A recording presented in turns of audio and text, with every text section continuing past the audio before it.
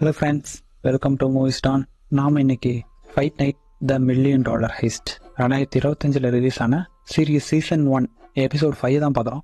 இதுக்கு முன்னாடி previous episode யாராவது பார்க்கலன்னா நம்ம சேனல் அப்லோட் பண்ணியிருக்கோம், அதை போய் பார்த்துட்டு வந்துடுங்க. சரி, ஓகே, நம்ம 5th சீரீஸை கண்டினியூ பண்ணலாம்.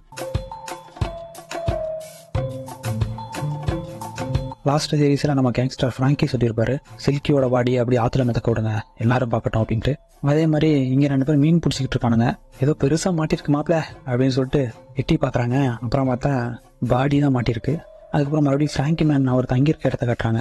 அவங்களோட ஒய்ஃப் ரொம்ப வருத்தப்படுறாங்க, இந்த மாதிரிலாம் பண்ணி விட்டுட்டேன், உன்னை எவ்வளோ நம்பி இருந்தேன், ஒரு பிரச்சனையை நான் மாட்டி விட்டுட்டு இப்போ நிம்மதி இல்லாமல் சுற்றிட்டு இருக்கோம் அப்படின்னு சொல்லி பேசிகிட்டு இருக்காங்க. எல்லாத்தையும் நிச்சயமாக நான் சரி பண்ணுவேன், கவலைப்படாத, பழைய மாதிரி நம்ம அப்படி இருக்கலாம் அப்படின்னு சொல்லி ஆறுதல் சொல்கிறாரு. நம்ம டிடெக்டிவ் காட்டுறாங்க. அவர் கால் பண்ணி அந்த மாதிரி அந்த பையன் இறந்துட்டான் அப்படின்னு சொல்லி அவங்க வீட்டில் சொல்கிறாரு. ஆனால் அவங்க எந்த ரிப்ளையும் பண்ணாமல் சோகத்தில் அப்படியே காலை கட் பண்ணி வச்சிடறாங்க. இவருக்கும் ரொம்ப வருத்தமாக இருக்குது, என்ன பண்ணுறது அப்படின்னு தெரியாமல் அப்படியே யோசிச்சுட்டு உட்காந்துருக்காரு. அதுக்கப்புறம் நம்ம சிக்கன் மேனை காட்டுறாங்க. குழந்தைங்களாம் ஜாலியாக விளாண்டுருக்காங்க. அப்போ டிவியில் ஒரு நியூஸ் வருது, இந்த மாதிரி அடையாளம் தெரியாத ஒரு பாடி வருது அப்படின்னு சொல்லிட்டு. இதை பார்த்தோன்னே அப்படியே டிவி ஆஃப் பண்ணிடுறாரு. இது உன் ஃப்ரெண்டு சில்கி தானே, சொல்லு, உண்மையும் சொல்லு அப்படின்றாங்க. இல்லை அப்படிலாம் ஒன்றும் இல்லை, சேமாக இருக்கு, வேறு யாராவது கூட இருக்கலாம் அப்படின்னு சொல்லி நம்ம ஹீரோ எப்படியோ சமாதானம் பண்ணுறாரு. டிடெக்டிவ் ஒரு டீம் கூட டிஸ்கஸ் பண்ணிட்டு இருக்காரு. அப்போ ஒரு கால் வருது அப்படின்னு சொல்லி கூப்பிட்றாங்க. அதுக்கப்புறம் போய் அட்டன் பண்ணி பேசினா அவன் சிக்கன் மேன் தான், பார்ட்டியை ஹோஸ்ட் பண்ணது நான் தான் அப்படின்றாரு. இவருக்கு பயங்கர ஷாக்கு. அங்கே இருக்க நிறைய விஷயம் எனக்கு தெரியும், நம்ம நேரில் மீட் பண்ண தான் பேசிக்க முடியும் அப்படின்னு சொல்லி கூப்பிட்றாரு. அதுக்கப்புறம் இவரு அந்த இடத்துக்கு போயிட்டு அவருக்கு தெரிஞ்ச உண்மையெல்லாம் இவர்கிட்ட சொல்கிறாரு. அதுக்கப்புறம் சரி வா அப்படின்னு சொல்லி அவரோட கார்லேயே கூப்பிட்டுக்கிட்டு அந்த இடத்துக்கு அப்படியே கிளம்புறாங்க. கட் பண்ணால் மறுபடியும் ஃப்ராங்கி இந்த பாக்ஸிங் மேட்ச் அப்போ செனட்டராக பார்த்துருப்பாரு.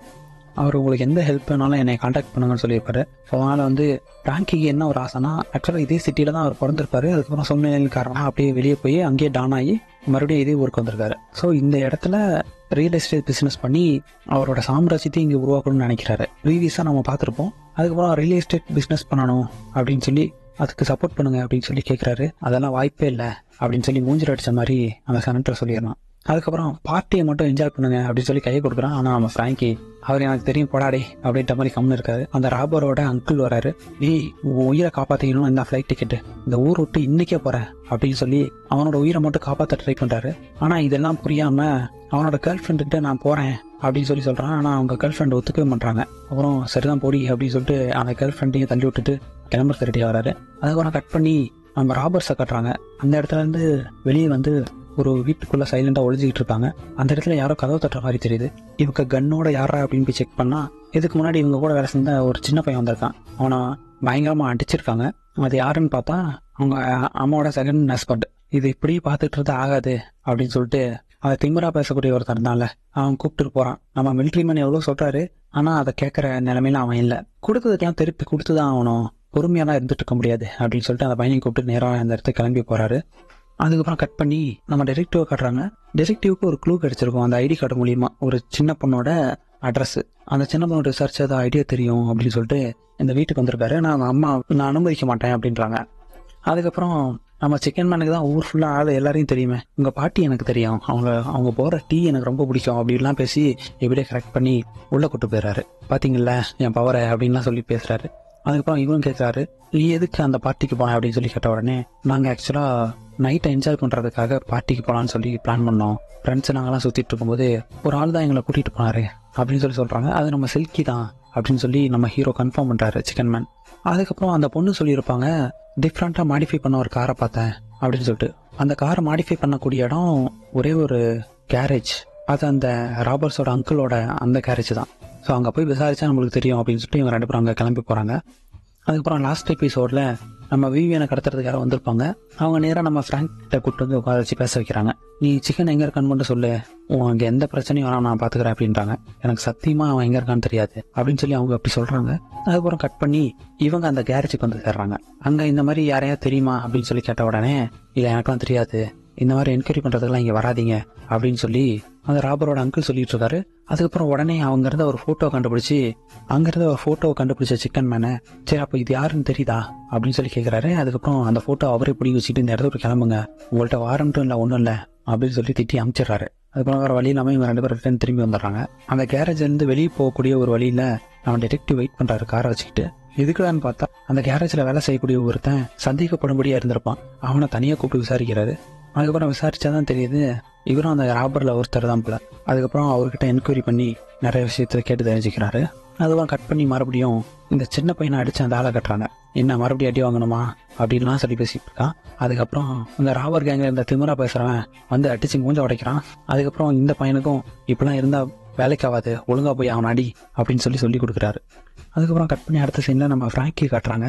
அவர்கிட்ட அந்த கேங்கில் இருந்த ஒரு ஆள் ரொம்ப ஓவராக பேசிக்கிட்டு இருக்கான். இவன் கேங்கில் இருக்க திமிரா பேசுகிறவன் அப்படின்னு ஒன்றும் சொல்லலாம். இந்த கேங்கில் இருந்து ஃப்ராங்கி எதிர்த்து பேசிக்கிட்டு இருக்கான். சரி ஓகே, உனக்குலாம் வயசாயிருச்சு, அதனால தான் உனக்கு எந்த முடிவு எடுக்க தெரில அப்படின்னு சொல்லி ஃப்ராங்கியை திட்டிட்டு கிளம்புறான். அதுக்கப்புறம் மறுபடியும் கட் பண்ணி அவங்க அங்கிள் ஊருக்கு கிளம்ப சொல்லியிருப்பாரு. அதனால் வந்து அவரோட பங்கை கொடு அப்படின்னு சொல்லி ராபுலி கேங்கில் இருந்த அந்த ஆள் வந்து கேட்குறான்.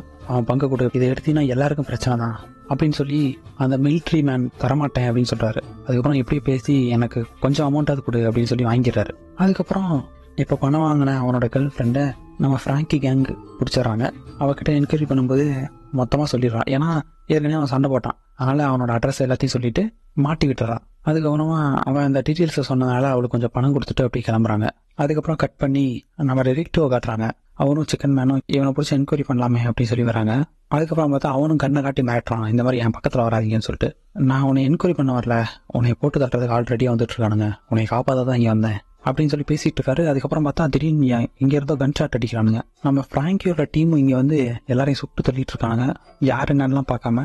அதுக்கப்புறம் அந்த இடத்துல இருந்து எப்படியும் எஸ்கேப் ஆகி ஓடுறதுக்கு ட்ரை பண்ணுறாரு, ஆனால் போட்டு தள்ளிடுறாங்க.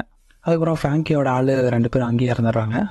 அடுத்து இந்த ராபர் இறந்ததை பார்த்த உடனே சிக்கன் மேனுக்கு ரொம்ப பயம் வந்துடுது. அதுக்கப்புறம் அங்கே வந்து டிடெக்டிவ், சரி ஓகே நான் பேக்கப்புக்கு கால் பண்ணோம், நீ இந்த இடத்த விட்டு ஓடிடு அப்படின்னு நம்ம சிக்கன் மேன் அனுப்பிச்சு விட்றாரு. அவரும் அந்த இடத்துல அப்படியே ஓடிடுறாரு. அதுக்கப்புறம் அந்த ஸ்பாட்டுக்கு வந்து இவரோட ஹையர் அஃபீஷியல் வந்து இந்த மாதிரி என்ன நடந்தது அப்படின்றத கேட்டுட்டு இருக்காரு. அதுக்கப்புறம் அங்கேயே வந்து அந்த வெள்ளைக்கார போலீஸ்காரன் மறுபடியும் ஓவரா பேச ஆரம்பிக்கிறான். இவன் பேசுறதில் கடுப்பாயிட்டு மூஞ்சிலேயே பொழுக்குன்னு ஒன்று வைக்கிறாரு.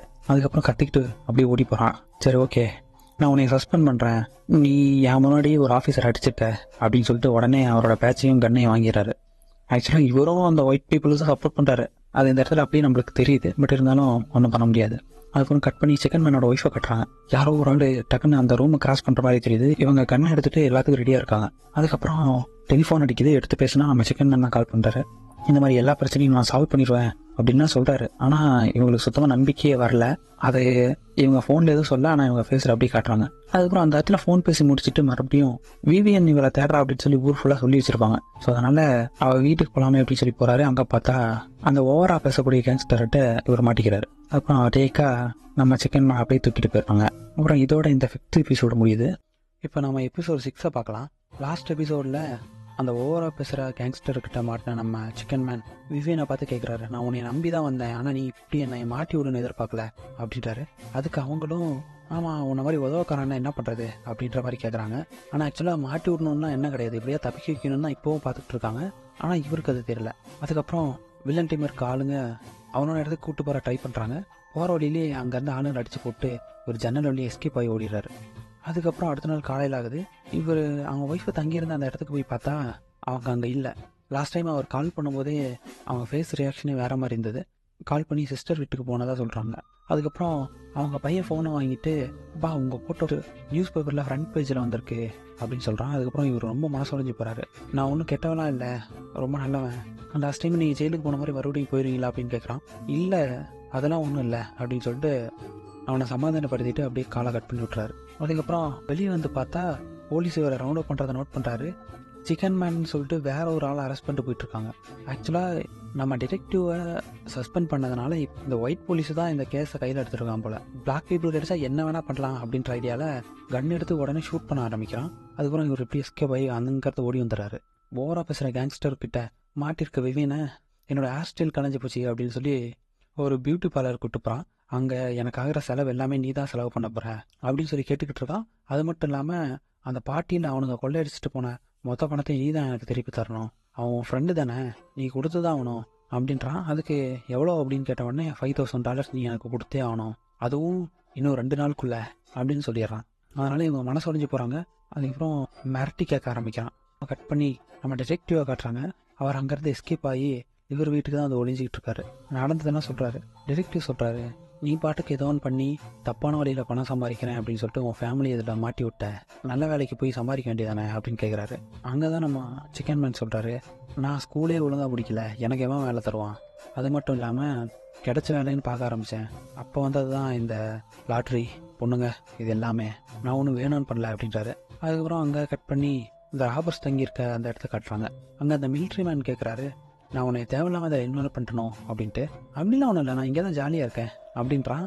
ஆனால் நீ அந்த ஓவராக பேசுகிறவங்க கூட சேர்ந்துக்கிட்டு தேவையில்லாத வேலையை பண்ணாத அப்படின்ட்டாரு. ஆனால் அவர் தான் எனக்காக வந்து அங்கே சண்டை போட்டார் அப்படின்னு சொல்லி அந்த பையன் பெருமையாக சொல்லிக்கிட்டு இருக்கான். ஆனால் இதெல்லாம் தப்பு, இதெல்லாம் என்னைக்கும் நிரந்தரம் இல்லை அப்படின்னு சொல்லி நல்ல ஒரு அட்வைஸ் பண்ணுறாரு. அதுக்கப்புறம் நம்ம விவியனை கட்டுறாங்க. அவங்க $5,000 ரெடி பண்ணணும் அப்படின்றதுனால என்ன பண்ணுறதுன்னு ஒரு ஐடியா இல்லாமல் அவங்க கிளப்பில் இருந்து அவங்க ஃப்ரெண்ட்ஸு அவங்களுக்கு தெரிஞ்ச பொண்ணுங்க இந்த மாதிரிலாம் கூப்பிட்டு நம்ம லாட்ரி ஒன்று லான்ச் பண்ணலாம், எவ்வளோ வேணால் சம்பாதிக்கலாம், இஷ்டத்துக்கு எவ்வளோ வேணால் கிடைக்கும், நீங்கள் சேல் பண்ணுற உங்கள் திறமையை பொறுத்து சம்பாதிக்கலாம் அப்படின்னு சொல்லி பேசிக்கிட்டு இருக்காங்க. ஆனால் யாருமே இதுக்கு ஓகே சொல்லவே இல்லை. அதனால் வெறுப்பாயிட்டு அவங்க கையில் இருந்த அந்த லாட்ரி டிக்கெட்டை தூக்கி போடுறாங்க. ஆக்சுவலாக இதை தான் நம்ம சிக்கன் மேன் ஏற்கனவே பண்ணிக்கிட்டு இருந்திருப்பாரு. அதுக்கப்புறம் நம்ம விவியனோட ஃப்ரெண்டு மட்டும் வந்து எதுக்கு நீ இந்த வேலையை பண்ணுற அப்படின்னு சொல்லி கேட்குறாங்க. அதுக்கப்புறம் அவங்க மட்டும் சப்போர்ட் பண்ணுறதுக்கு வந்து நிற்கிற மாதிரி தெரியுது. அடுத்த சீனில் நம்ம டிடெக்டிவை காட்டுறாங்க. அவரோட ஃபைல்ஸு மற்ற பொருளெல்லாம் எடுத்து அவங்க ஆஃபீஸ்க்கு வந்திருக்காரு. அப்போ தான் சொல்கிறாங்க, இங்கே நம்ம ஃப்ராங்கி அரெஸ்ட் பண்ணி கூப்பிட்டு வந்திருக்காங்க. யார் அந்த ஃப்ராங்கி அப்படின்னு கேட்குறாரு. அந்த கேங்ஸ்டர் அப்படின்றாரு.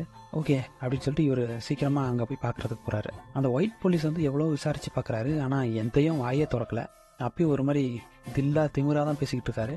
அதுக்கப்புறம் அவர் போன உடனே அந்த டோரை திறந்து நம்ம டிடெக்டிவ் வந்து பேசுகிறாரு. நம்ம விவியனை காட்டுறாங்க. அங்கே தான் அவங்க ஃப்ரெண்டு கேட்குறாங்க, நீ எதுக்காக இவ்வளோ அமௌண்ட் ரெடி பண்ணணும்னு நினைக்கிற, அது $5,000 அப்படின்னு கேட்குறாங்க.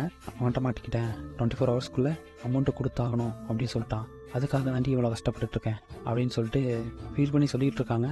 அதுக்கப்புறம் அவங்க பாத்டப்பில் ஒளி வச்சிருக்க கொஞ்சம் அமௌண்ட்டையும் கூப்பிட்டு காட்டுறாங்க. நீ இதில் கை வச்சிடாத, என்கிட்ட இருக்க மொத்த அமௌண்ட்டு இவ்வளோ தான் அப்படின்றாங்க. நான் எதுக்கு எடுக்க போகிறேன் அப்படின்றாங்க.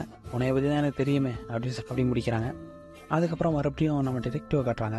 அந்த பார்ட்டி நடந்ததை பற்றி நான் உங்கள் மேலேயும் சந்தேகப்படுறேன், ஏன்னா சிக்கன் மேன் இருந்த இடத்துல நீங்களும் இருந்தீங்க, அந்த பொண்ணு வேற தொடர்ச்சி இறந்து கிடந்தா, அது மட்டும் இல்லாமல் ராபர்ட்லி ஒரு ஆள் இறந்து கிடந்தாங்க, அதுக்கப்புறம் லைனாக ஒவ்வொருத்தராக இறந்துக்கிட்டே இருக்கு அப்படின்னு சொல்லிட்டு பேசுகிறாங்க. உங்கள்கிட்ட யாராவது கொள்ளையடிச்சிருக்காங்களா, அப்போ தான் உங்களுக்கு அந்த வழி தெரியும் அப்படின்லாம் சொல்லி பேசிகிட்டு இருக்காரு. அதுக்கப்புறம் நேராக காருக்கு வந்தவர், நான் ஃப்ராங்கியை உள்ளே பார்த்துட்டு வந்தேன் அப்படின்றாரு. அதுக்கப்புறம் ஒழுங்காக உனக்கும் அவருக்கு என்ன சம்மந்தம்னு சொல்லிடு அப்படின்றாரு. ஆக்சுவலாக சீக்கிரமாக பணக்காரன் ஆகணும் அப்படின்ற ஒரு ஆசையில் தான் இவருக்காக பார்ட்டி அரேஞ்ச் பண்ணியிருந்தேன். ஆனால் இவர் பாட்டுக்கு அசால்ட்டாக யாரை வேணால் போட்டு தட்டாரு, என்ன வேணால் பண்ணிக்கிட்டு இருக்காரு, அது என்னோட கண்ட்ரோல் இல்லை. இவர் சொல்லாமல் ஒரு சில விஷயங்கள் மறைச்சிருப்பாரு, அது எல்லாத்தையும் இவர்கிட்ட சொல்கிறாரு. அதுக்கப்புறம் நம்ம டிடெக்டிவும் சரி ஓகே இவர் சொல்கிறதெல்லாம் புரிஞ்சுக்கிட்டு நம்ம நேராக அந்த கேரேஜுக்கு போகலாம் அப்படின்ட்டாரு. அங்கே போய் அவன் தான் ஏற்கனவே செத்துட்டானே அப்படின்ட்டாரு. சரி இப்போ போய் அவங்க அங்கிள்கிட்ட கேட்டால் ஏதாவது கிடைக்கிறதுக்கு வாய்ப்பு இருக்குது அப்படின்னு சொல்லிட்டு நேராக அங்கே போகிறாங்க. அதுக்கப்புறம் கட் பண்ணி நம்ம ஃப்ராங்கி கட்டுறாங்க. ஹெட்லைனில் இதுக்கு எல்லாத்துக்கும் சிக்கன் மேன் தான் காரணம் அப்படின்னு சொல்லி நியூஸ் பேப்பரில் வந்திருக்கனால நீ பண்ணும் சாகலியாடா அப்படின்ற மாதிரி நியூஸ் பேப்பரை பார்த்து ஃபீல் பண்ணிக்கிட்டு இருக்காரு. ஆக்சுவலாக அவங்கள இது வரைக்கும் போட்டதில் எல்லாரையும் நம்ம ஃப்ராங்கி நேரடியாக கொல்லுங்க அப்படின்லாம் சொல்லியிருக்க மாட்டார். ஒரு கோவத்தில் எல்லாரையும் பிடிக்கலான்னு மட்டும்தான் சொல்லியிருப்பாரு. ஆனால் இது எல்லாத்தையும் போட்டு தள்ளினது இவர் கூட இருக்க அந்த பாடி கார்டு தான். பார்த்த உடனே எல்லாரையும் எதுக்கடா போட்டு தள்ளினீங்க அப்படின்னு சொல்லி அந்த இடத்துல திட்டிகிட்டு இருக்காரு. நம்ம ஃப்ராங்கி ஃப்ரெண்டோட பையன் கால் பண்ணுறான்.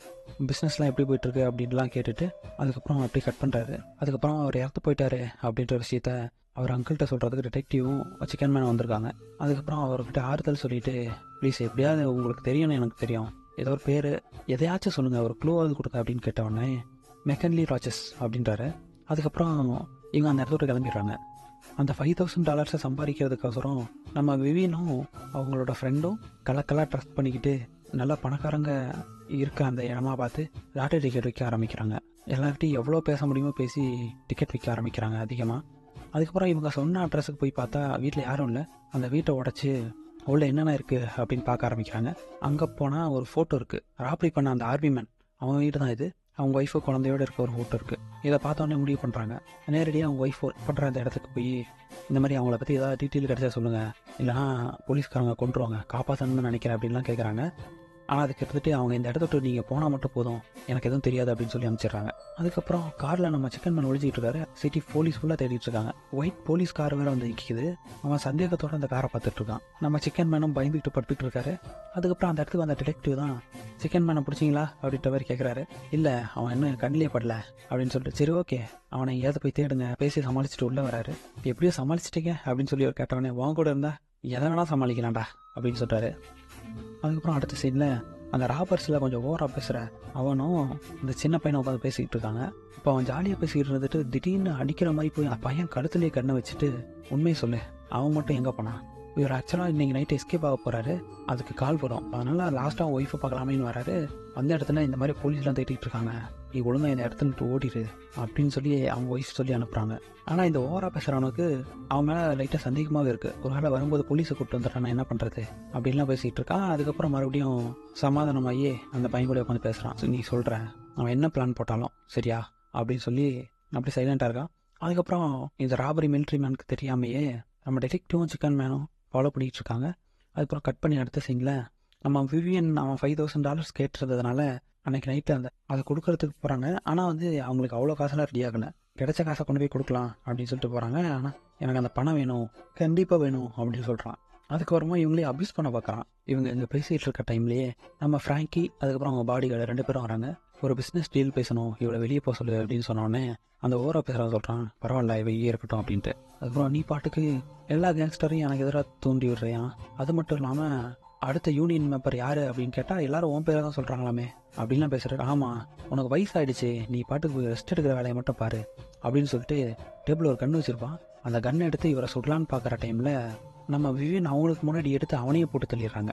நம்ம ஃப்ராங்கியும் அவனோட பாடி கார்டும் மீதி இருந்த ஒரு ஆளையும் போட்டு தள்ளிட்டு அதுக்கப்புறம் நம்ம விவியன் பயந்துடுறாங்க, நம்மளையும் போட்டு தள்ளிடுறாங்களோ அப்படின்னு சொல்லிட்டு ஃப்ராங்கியை பார்த்து கண்ணை நீட்டுறாங்க.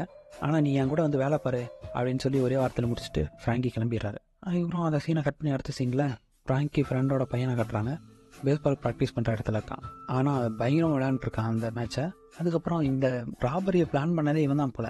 அவன் கூட வேலை செஞ்ச அந்த ஆர்மி மேன் அவனையே கூப்பிட்டு வச்சு மிரட்டிகிட்டு இருக்கான். நீ பண்ண காரியத்தை ஒழுங்காக ஒன்றாவது உருப்படியாக பண்ணியா அப்படின்னு சொல்லிட்டு கேட்டுட்டு இருக்கான். அதுக்கப்புறம் அவன்கிட்ட கேள்வி மேலே கேள்வி கேட்டுட்டு இருக்கான். அதுக்கப்புறம் இவன் ஒரு சஜஷன் மாதிரி சொல்கிறான், நீ என்னை எதிர்த்து பேசுகிற அப்படின்னு சொல்லிட்டு ஸ்பீடாக வர அந்த பானை அவன் மேலே விடுறான். அதுக்கப்புறம் அவன் வழி தாங்க முடியாமல் கீழே விழுந்துடுறான். அதுக்கப்புறம் கட் பண்ணி அடுத்த சீனில் அன்றைக்கி நைட் ஆகிடுது. நம்ம ராபரி மிலிட்ரி மேனு அவங்க ஒளிஞ்சிருந்த அந்த இடத்துக்கு வர்றாரு. உடனே இந்த ஓவராக பேசுகிறவன், நீ பாட்டுக்கு எங்கே போனேன் எங்கே வரேன்னு எதோ சொல்ல பண்ணுற, போய் போலீஸை கூப்பிட்டு வந்துட்டுனா நாங்கள் என்ன பண்ணுறது அப்படின்ற மாதிரி கேட்டுட்டு இருக்கோம். அதுக்கு தான் அந்த மாதிரியே நம்ம டிடெக்டிவும் கன்னோட அங்கே போகிறாரு. ஆக்சுவலாக இப்போ இவரை இங்கே பார்த்தாங்க அப்படின்னா இவன் முடிவு பண்ணிடுவான், இவங்களுக்குள்ளேயே பிரச்சனை வரும். 2 பேரும் சண்டை போட்டுருக்க டைம்லேயே அவருக்கு ஒரு ஃபோன் வருது. அந்த ராபரியை பிளான் பண்ண இன்னொரு ஆர்மி அவனோட ஃப்ரெண்டு தான் ஃபோன் பண்ணுறான். நீங்கள் செக்கில் இல்லைன்னு வாங்க அப்படின்னு சொல்லி ஊரே காலியாக இருக்க ஒரு ஊருக்கு வர சொல்லிட்டான். அதுக்கப்புறம் கன்னோட வெயிட் பண்ணிகிட்டு இருந்த நம்ம டிடெக்டிவ் சரி பக்கத்தில் குழந்தைங்க விளையாடுற சவுண்டு கேட்கறதுனால அவர் எதுவும் பண்ணாமல் அப்படியே போயிடுறாரு. அதுக்கப்புறம் இவங்க 3 பேரும் சேர்ந்து இருக்கிற பணம் எல்லாத்தையும் எடுத்துக்கிட்டு அவங்க சொன்ன இடத்துக்கு உடனே அப்படியே கிளம்புறாங்க. இதோட அந்த 6th எபிசோடு முடிஞ்சு.